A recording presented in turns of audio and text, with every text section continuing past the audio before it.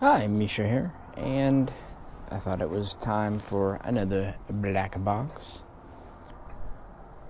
The last one I did was talking about the results of the ATF inspection audit. Talked about that there. You can hear how it went. Things are the same.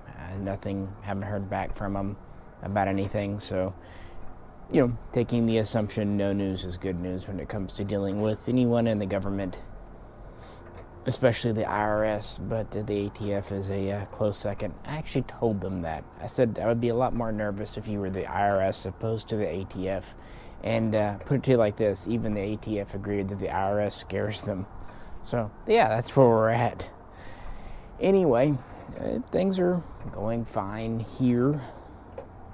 Had a few stories to tell you about. And just give a general update. Put out some aircraft videos and a couple of the Japanese tank videos.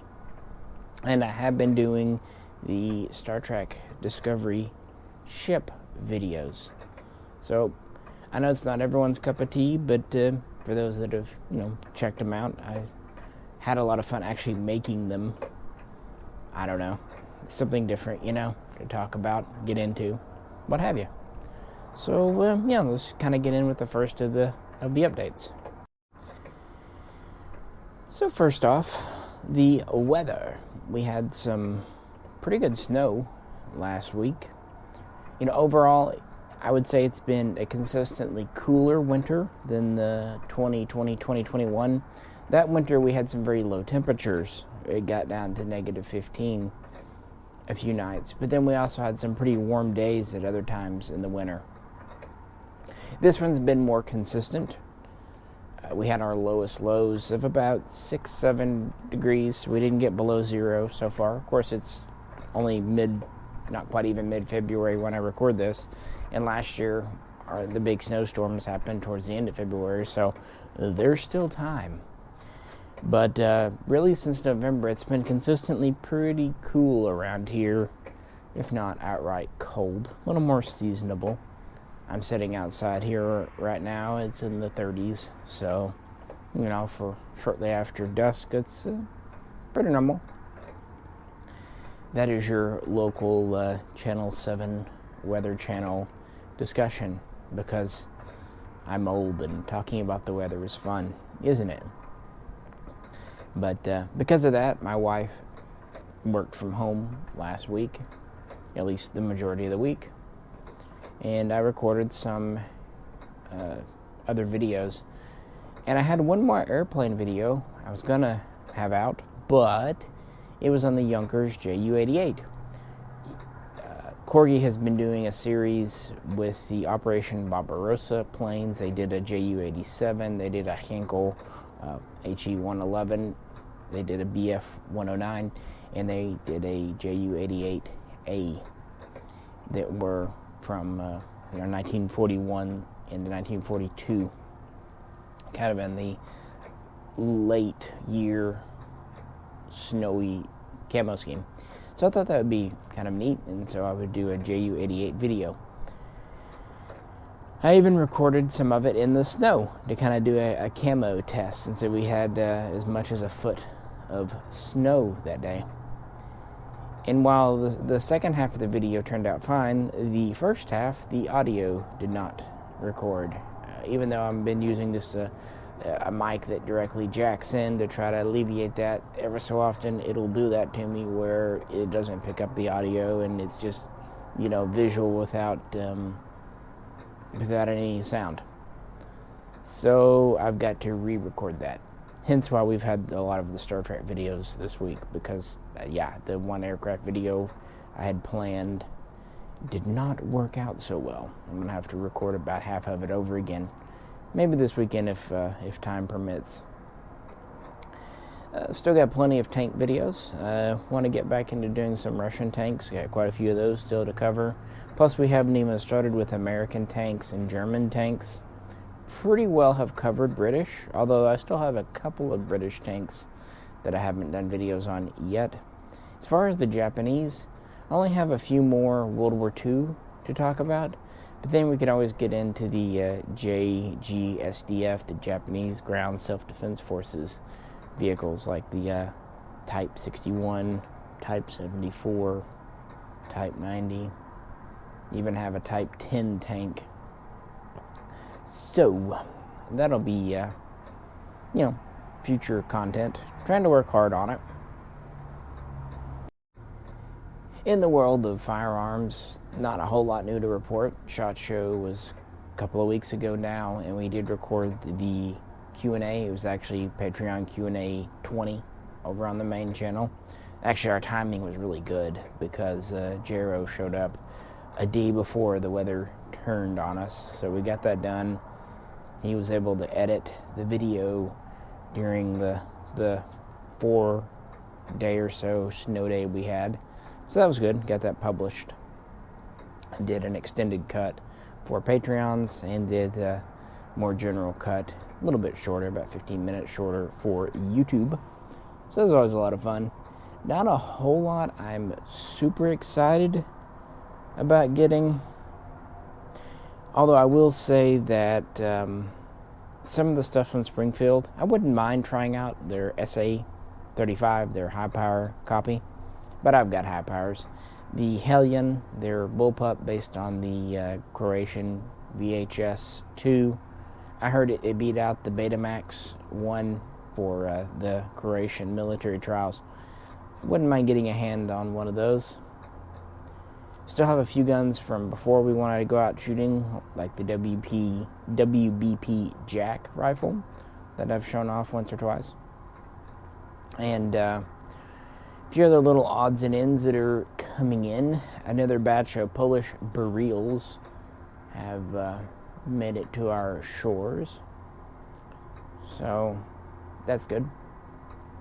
And I don't know what else to say. There's nothing much new from Arsenal to talk about. And Century Arms has been oddly very quiet. Zastava, a lot of people are talking about the M77, their 308.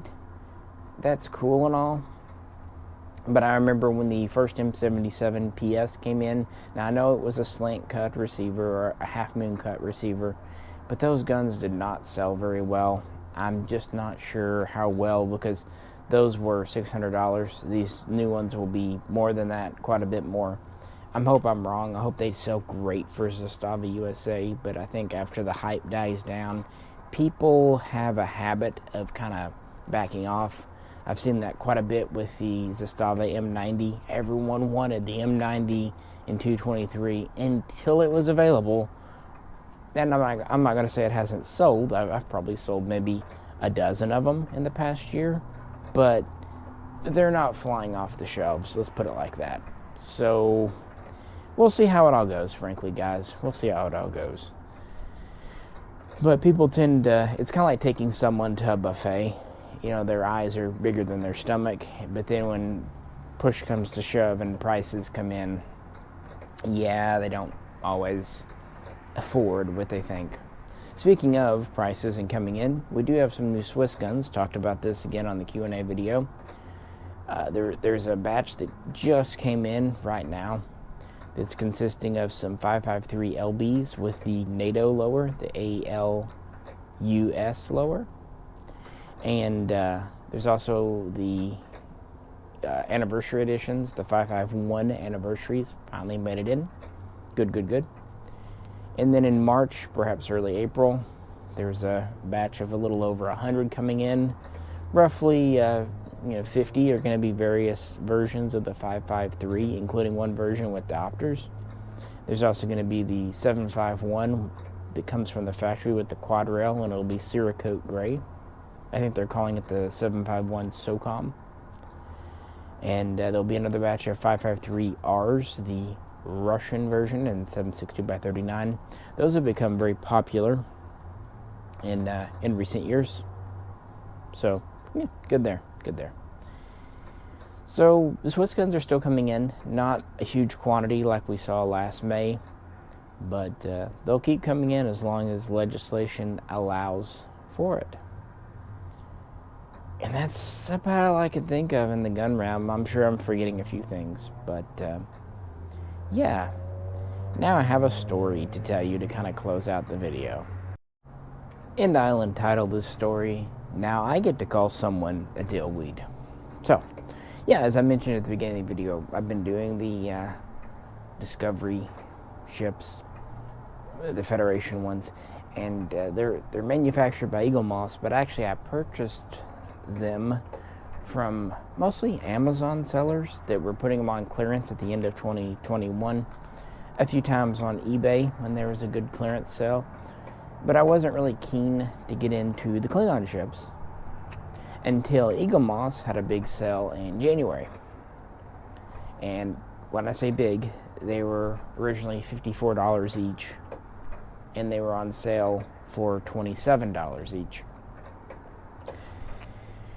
And I kind of hem and hawed a bit, and then I thought, you know what, I'll grab those and the Section 31 ships for $27 each. Why not? Why not? You know, seems worth it to me. Could be wrong. I also had a $5 off coupon from Eaglemoss that I was given by email, and it's, you know, $5 off an order. I thought, you know what, it's only $5, but it's a thought that counts. I'll say $5. So I went in there, put them in my cart, and went to apply the coupon and realized it wasn't $5 off per order, it was $5 off per item.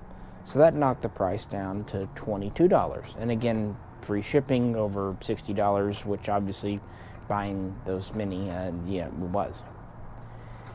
Now, these were all from the Discovery collection except for one, which was from the Star Trek Universe collection, also usually called the Picard collection. And it's because they merged, they stopped the Discovery collection at issue 33, and they merged it with Picard, making quote-unquote Universe. Okay, fine, whatever. It was actually the final Section 31 ship, the Deimos class, which is the 2 nacelle large version for whatever that matters, which it doesn't, I know. There's also some others like the Future, the 32nd century ships, but I digress. So put in the order, and then they send a thing saying, look, we're doing inventory, we're moving warehouses, whatever.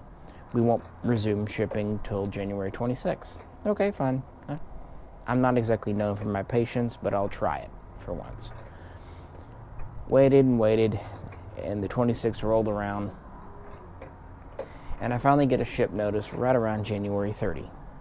Great. I looked at the notice, and everything was on there, all the Klingon ships from Discovery, the Section 31 ships from Discovery, and the one Deimos class, which was still from Discovery, but was part of the Picard collection.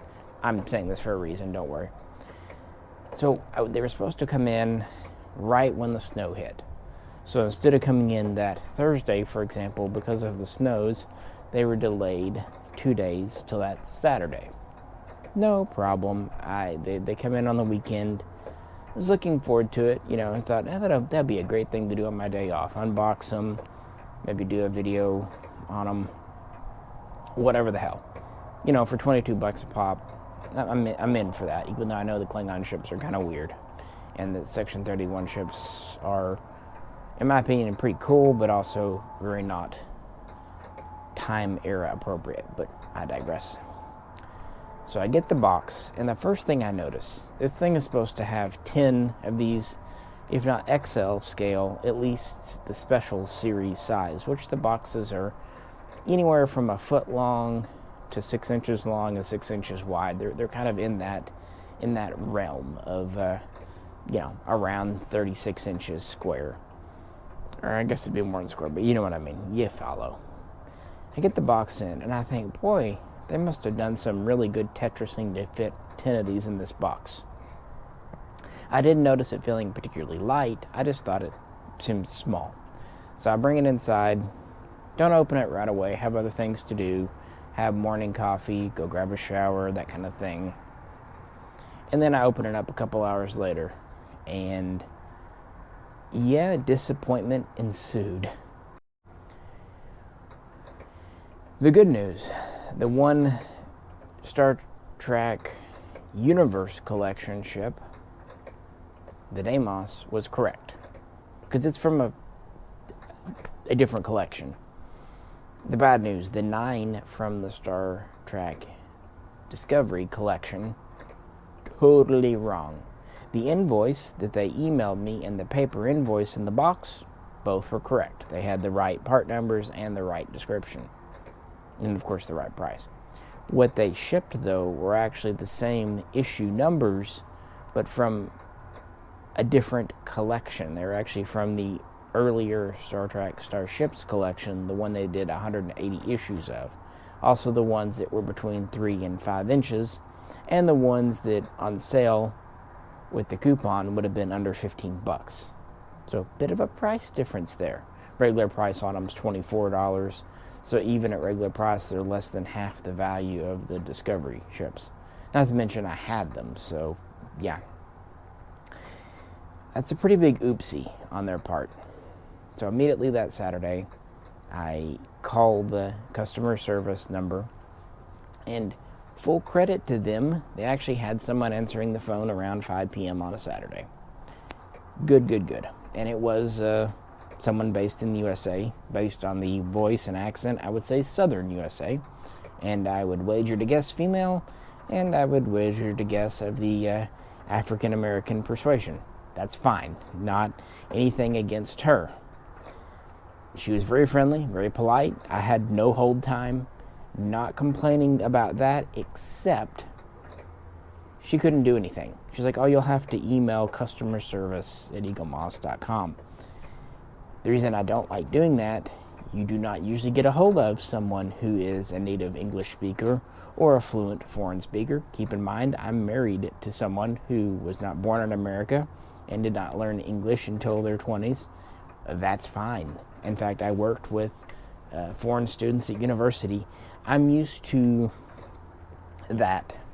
But the problem, it seems like when you customer service email them, they use that language barrier as an excuse to unintentionally read, intentionally misunderstand you. I went through this before trying to tell them once that they shipped me the wrong model. It was one of the cheaper ones.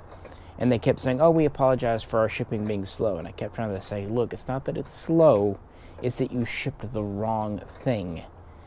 Eventually I just gave up because it wasn't worth my energy. But that was then. This is a much bigger order. Even with the coupon, 10 times 22, over $200 order. Close to like 230 after all the nickels and dimes add up.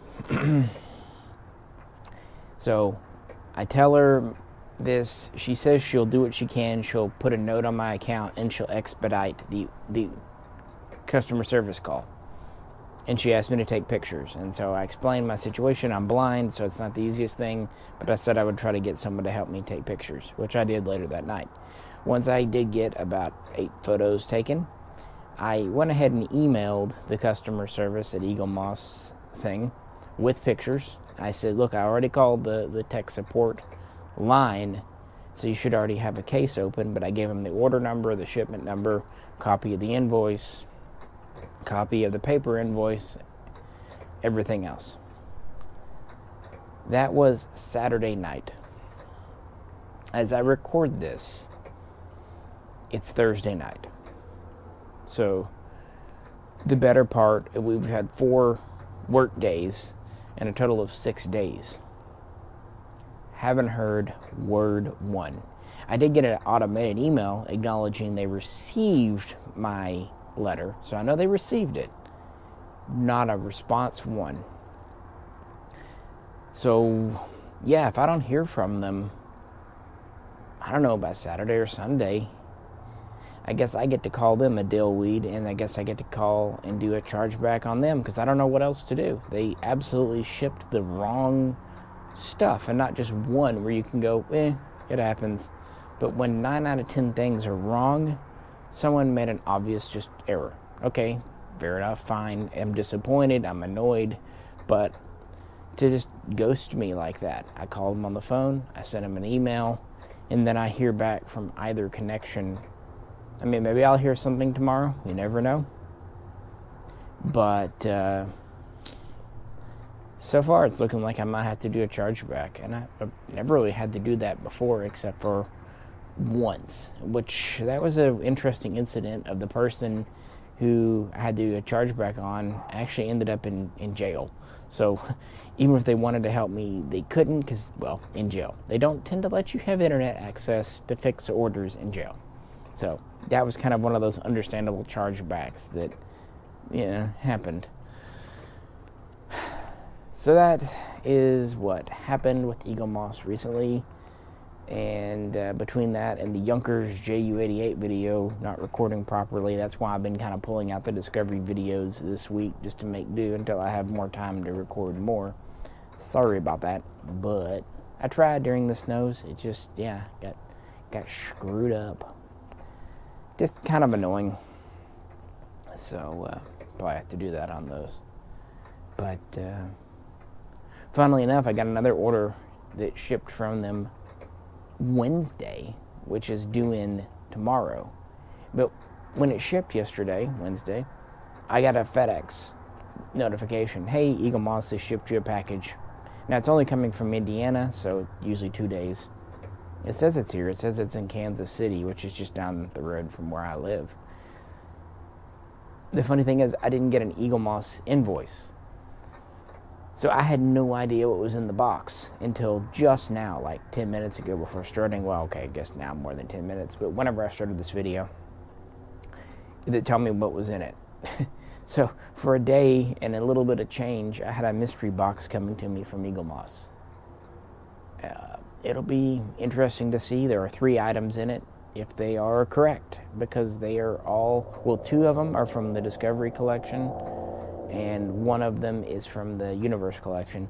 None of them are from that order, so no, it's not a replacement order for their screw-up. I thought at first that might be what it was, but it wasn't. So, yeah, it'll be interesting to open that box tomorrow, or maybe if it gets delayed Saturday, and see if they got it right. If they did, then I'll probably be a little more forgiving. Mistakes happen, but if they screwed up twice in a row, yeah, I might have to just nut up and pay the extra price for Amazon or eBay. That's what my wife thinks I should do, is just, even though Eaglemoss website has some really good sales and coupons, shit, if they're not going to deliver the right stuff, it doesn't matter what price you get it for, right?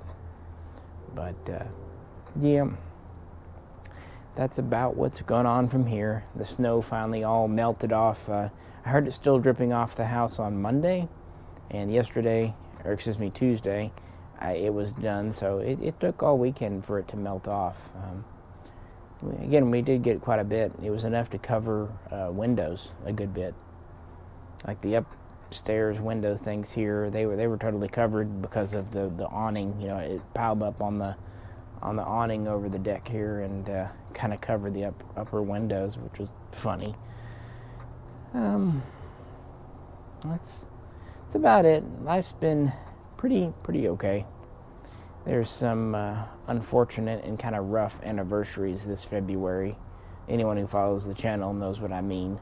So mostly just been trying to get through that, if that makes sense. But I'll be okay.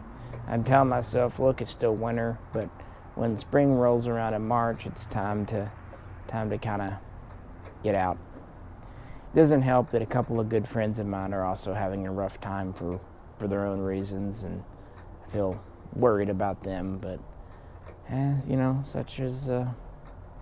such is life. But anyway, hope everyone is doing all right, making it through. And just wanted to give a little Blackbox update on what's going on over here. And again, if you haven't, you might check out the Discovery videos. I try to make them fun. And if nothing else, my perspective on things like that will be different than other people's. And that's actually one reason I wanted to do the Klingon ships. I've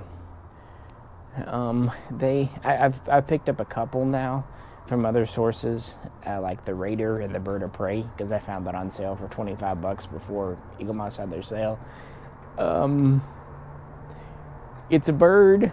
It looks like a plucked bird that's been boiled, but on the other hand, it is strangely attractive. I don't know. I don't know. The Klingon videos are going to be really interesting. to record. I'm actually looking forward to it. I may roast them, but I have thoughts. Oh God, do I have thoughts. But first we'll finish up the Federation ships, and then we'll finish up my Japanese tanks, and I'll re-record the Junkers Ju-88 video. Oh, and another one I did pick up from a different source. Akins was doing kind of a warehouse clean out, and also the owner, Dave Akins, was selling some of his personal stock, and one really neat thing he had was a B-52. Now, I've had videos on the B-52, did a B-52H, the newer version, did a video on the B-52F, I think it was an F, might have been an E, one of those I picked up a couple of years ago, and I've been wanting to get an earlier one, and Akins had a B-52C on their website, and I'd almost bought it a few times, but it was not cheap, because even in 1/144 scale, those are pretty good sized models. They're about 15 inches by 15 inches. Well, this one popped up, and it was a NASA B-52. And so it was the B-52B, which was the first real version. The B-52A was a pre-production series that really never got out of testing. It was for evaluating. The B-52B was the first version to actually see any real use. It's a little different than the later ones. It doesn't have the underwing fuel tanks.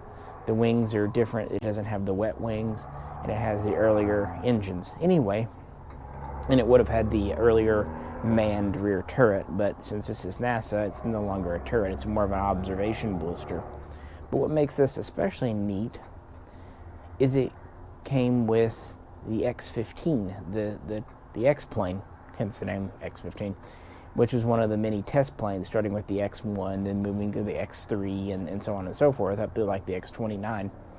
And what it was, the B-52 operated as a mothership, which technically makes it an aircraft carrier plane, but it was attached under the wing, and the B-52 would fly up, go at about 500 clicks per hour, and then launch the X-15 so it could save all of its fuel for testing, and then it would kind of come to Earth as a glider.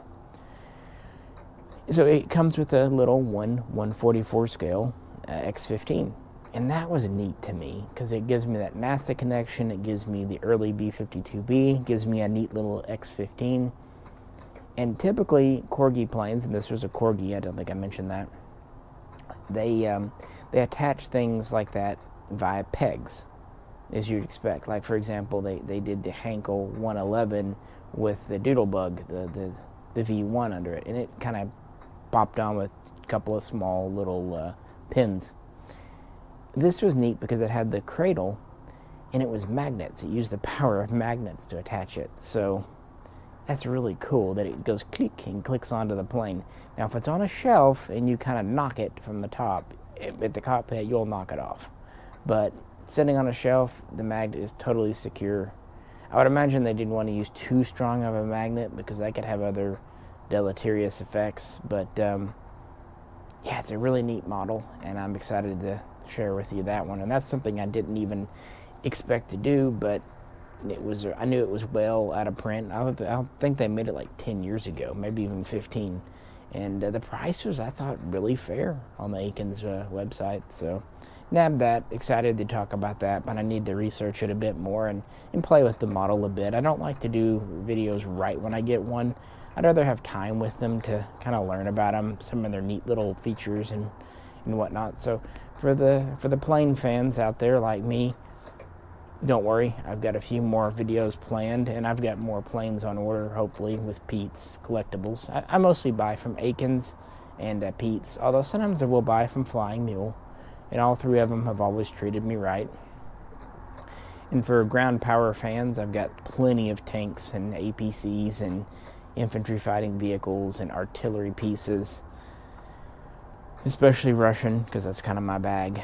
So plenty of neat stuff we can do. I won't be running out of content, but in the meanwhile, do check out my Star Trek videos, because they don't require near as much research, they don't require near as much preparation, and they're a lot of fun. And I don't know, I hope that comes through on camera, that I'm having a lot of fun making them, and the Klingons especially. Yeah. with that, folks, I'll let you go. Appreciate you hanging out with me and checking out my updates. All's well around here. Like I said, it's been a little bit of a rough month for me, emotionally, mentally, but it's all right. I'll be all right. I've got good people around me, a good family and friends, so, get into March, get over all the anniversaries, and things will be a lot better. The funeral was like last March 3rd, so once we get over that hump, yeah, it'll be okay. But, appreciate you tuning in. If you could always like, share, subscribe, and check out some of the videos on this channel or the main Mishaco channel. This is Misha, and I'm getting cold outside, so I'll catch you very soon next time.